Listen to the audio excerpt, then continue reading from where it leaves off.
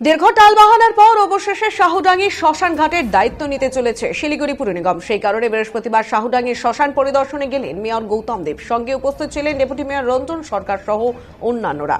প্রসঙ্গত, বহুদিন ধরেই নানান সমস্যার কারণে বন্ধ হয়ে পড়ে রয়েছে শাহুডাঙ্গির শ্মশান ঘাট। এই শ্মশান ঘাটটির রক্ষণাবেক্ষণ নিয়ে এসডিএর ও স্থানীয় পঞ্চায়েতের মধ্যে ছিল বিস্তর মতপার্থক্য, যার ফলে পরিকাঠামো দেখভাল এবং বিদ্যুৎ বিল বাকি পড়ে যাওয়ায় বন্ধ হয়ে যায় দাহ পরিষেবা। অন্যদিকে শ্মশান পরিচালনার ক্ষেত্রে নিজেদের ব্যর্থতা স্বীকার করে শিলিগুড়ি পুর নিগমকে চিঠি দেয় এসডিএ। তারপরে শ্মশানের দায়িত্বভার গ্রহণ করতে এগিয়ে আসে শিলিগুড়ি পুর নিগম। এদিন মেয়র পুরো শ্মশানটি ঘুরে দেখেন এবং সংশ্লিষ্ট দপ্তরকে তাড়াতাড়ি কাজ শুরু করার নির্দেশ দেন। তিনি আশাবাদী দ্রুততার সাথে কাজ শেষ করে মানুষের সেবায় নিয়োজিত করতে পারবেন এই শাহুডাঙ্গি শ্মশানটিকে।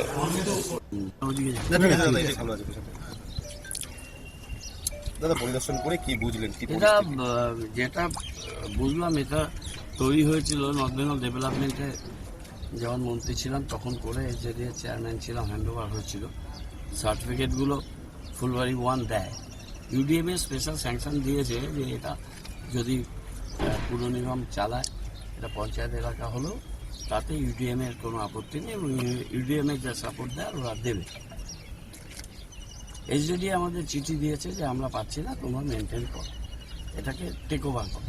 এখন টেক ওভার করার আগে এটার অনেক ডিফেক্টস আছে, সেগুলো কারেকশান করতে হবে এবং কারেকশানটা এসডিডি তার ব্যয়ভার বহন করবে।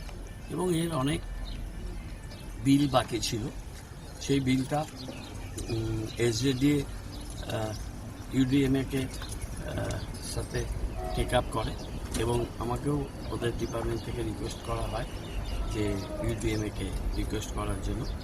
ফাইনালি ইউডিএমএ সেই টাকাটা ক্লিয়ার আপ করেছে।